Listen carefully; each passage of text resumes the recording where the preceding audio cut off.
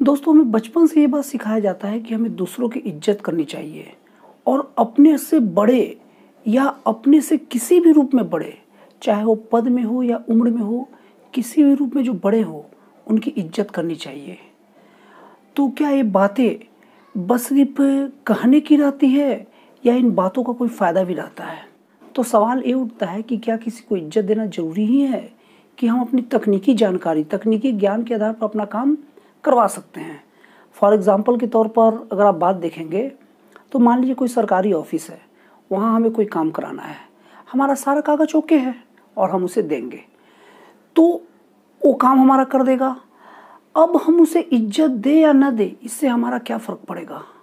और दूसरी तरफ मान लीजिए कोई डॉक्टर है, डॉक्टर हमारा इलाज कर रहा है, हम उसे फ़ीस पे किए, अब हम उसे इज्जत दे या ना दे, क्या फ़र्क पड़ेगा?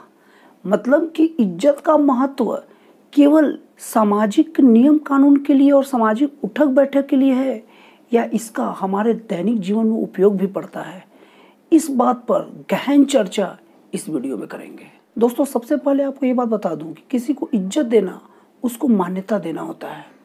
किसी को रिस्पेक्ट देना, उसे ये बात बताना होता है कि हम आपके लिए।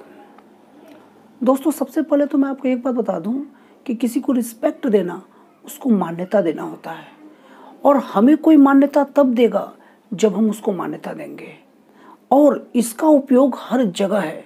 दोस्तों, चाहे सरकारी जगह हो या कोई डॉक्टर की जगह हो या कोई सामाजिक संस्था हो, कहीं भी अगर हम किसी को इज्जत नहीं देंगे तो वहाँ से भी हमें उतना वैल्यू नहीं मिलेगा।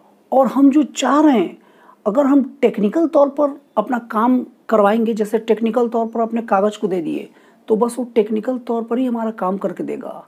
अगर हम उसे इज्जत देंगे तो उधर से हमें उसका कुछ न कुछ अंश जरूर मिलता है। और आप इसे आजमा के देखिएगा, कहीं भी केवल टेक्निकल जानकारी से काम नहीं चलता, हमें अपने तरफ से उसे इज्जत देनी ही चाहिए। मैंने वीडियो को शुरू में ही बोला है कि किसी को इज्जत देने के मतलब उसको मान्यता देना होता है, और जब हम किसी को मान्यता देंगे तो हम ही को रिटर्न मान्यता मिलेगा। फॉर एग्जाम्पल, मान लीजिए सरकारी काम के लिए कहीं गए और सरकारी कागज़ हम अपनी पेश किए और हम उसके साथ अलग तरह का व्यवहार करेंगे, रूड व्यवहार करेंगे। सरकारी कोई भी जो कर्मचारी या कोई भी ऑफिसर बैठा है, बस टेक्निकल कागज़ देंगे, टेक्निकल काम कराएंगे, तो दोस्तों याद रखिए, हम गलतियों से भरे पड़े हैं। हो सकता है कि कोई छोटी सी चीज़ ऐसी छूट जाए जो वहाँ पर आवश्यक हो, और वो आवश्यकता ऐसी हो जो बस अधिकारी को संतुष्ट करने के लिए ही आवश्यक हो। और अगर आप कोई डॉक्टर के पास जाते हैं, उसको बस फीस देते हैं और उससे अपना इलाज करवाते हैं, तो दोस्तों याद रखिए, डॉक्टर जब तक तन के साथ साथ अपने मन से, दिल से आपके पीछे न पड़े ना, तब तक ठीक से आपका इलाज नहीं करेगा।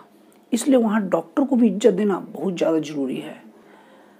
और सामाजिक संस्था में तो जानते ही हैं, समाज में किसी के साथ उठना बैठना या हमारा कोई भी वैल्यू और रिस्पेक्ट सीधे इज्जत देने पर ही डिपेंड करता है। तो मतलब दोस्तों, इस वीडियो के माध्यम से मैं आपको ये बताना चाहता हूँ कि किसी को रिस्पेक्ट देना केवल सामाजिक काम नहीं है, तकनीकी काम भी है। दोस्तों, किसी को सम्मान देने से केवल हमारा सामाजिक फ़ायदा ही नहीं होता, हमारा आर्थिक और सरकारी फ़ायदा भी होता है। दोस्तों, अब सवाल ये उठता है कि किसी को कैसे हम यकीन दिलाएं कि हम उसे मान्यता दे रहे हैं, हम उसे रिस्पेक्ट दे रहे हैं। क्योंकि रिस्पेक्ट देने का मतलब केवल जी करके बात करना ही नहीं होता, केवल मुंह से बोलना ही नहीं होता, हमारा शरीर का हाव भाव भी होता है। तो दोस्तों, 3 तरीके याद रखिए। अगर आप ये 3 तरीके कर लिए तो समझ लीजिए कि सामने वाले के सामने आप ये मैसेज दे दिए कि आप उसको इज्जत दे रहे हैं, और रिटर्न में आपको फल बहुत अच्छा मिलेगा। चाहे कहीं भी आप इसे आजमा लीजिए। दोस्तों, सबसे पहला तरीका, अगर आप किसी के पास जाएं तो आप उस पर गौर करें। उस पर गौर करने का मतलब उसे घूरना नहीं है, मतलब उसकी हर बातों को बहुत ध्यान से सुनिए, उसकी हर बातों को गौर से सुनिए, और उसे ऐसा लगे कि ये मुझे गौर कर ही रहा है, बस दिखावा नहीं कर रहा है। अगर वो कोई ऐसी बातें बोल दे जो आपको समझ में ना आए, तो आप उसे रुक कर पूछ भी लीजिए। उससे कहिए कि सर, आप मुझे क्षमा कीजिएगा, आपकी ये बात को नहीं सुन पाया, जरा फिर से मुझे समझा दीजिएगा। तो वो समझ जाएगा कि अब ये मेरे को गौर कर रहा है, मेरे को नोटिस कर रहा है। तो समझ लीजिए कि मान्यता देने की पहली कड़ी तो आपने पूरी कर ली। और दूसरी कड़ी है समर्थन करना। समर्थन करने का मतलब, अगर कोई बातें बोल रहा है तो आप उसे हाँ में जवाब दीजिए और हाँ में जवाब देने के पक्ष में कुछ एग्जाम्पल ही प्रस्तुत कर दीजिए, अपनी तरफ से कोई एग्जाम्पल जोड़ दीजिए, तो समझ जाएगा कि मेरी बातों को सुन भी रहा था और मुझे समर्थन भी कर रहा है। और दोस्तों, अगर आप किसी का समर्थन करेंगे ना, तो समझ लीजिए कि आप उसके नेतृत्व को स्वीकार कर रहे हैं। नेतृत्व के लिए ही नहीं होता कि 100 लोगों का नेतृत्व कर लिया जाए या 1000 लोगों का नेतृत्व कर लिया जाए। नेतृत्व वो भी होता है कि वो आपके मन का नेतृत्व कर रहा है। मतलब सामने वाले को एहसास हो गया कि मेरी बातें ऐसी है कि उसका मन मेरी बातों को मानने के तैयार बैठा है। मतलब वो ऐसा फील करता है कि मैं उसके मन का नेतृत्व कर ले रहा हूँ, तभी तो मुझे समर्थन दे रहा है। और समर्थन देने का मतलब एक कभी नहीं समझिएगा कि उसकी हर बात में आपको हाँ में हाँ मिलाना है। आपको उसकी वही बात में हाँ मिलाना है जिसके उदाहरण आपके पास हो, और नहीं तो सामान्य तौर पर जी आपने बिल्कुल सही कहा, मुझे पता नहीं था, ये बोलकर चुप हो जाए। तब देखिए आपका कैसे काम बनता है। और दोस्तों, तीसरा और सबसे महत्वपूर्ण बात है, किसी पर हावी होने का कोशिश ना करें। हावी होने का मतलब, अगर मान लीजिए कोई छोटी मोटी गलती कर दिया और आपको पता है कि वो गलत किया है, और आप चाहे तो उसकी गलतियों को पकड़ के बहुत आगे तक भी जा सकते हैं, लेकिन आप वहाँ पर उसे नज़रअंदाज कर दीजिए। ये मान के चलिए, अपने मन को ये समझाइए कि यार गलती सबसे होती है। अगर मैं वहाँ बैठा होता और उस परिस्थिति में होता तो मुझसे भी वही गलती होता। भले सामने वाला लापरवाही कर रहा हो, चलेगा, सामने वाला को जो करना है करने दीजिए, वो अपना समझेगा, लेकिन आपको उससे काम लेना है।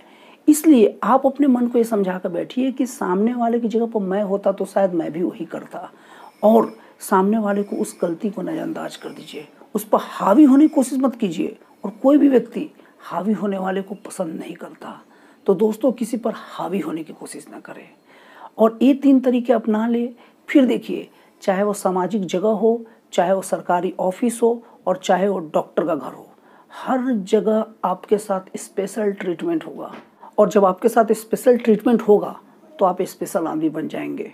दोस्तों, फाइनली मेरी इस वीडियो का सार ये है कि हमेशा हमें लोगों का रिस्पेक्ट करना चाहिए।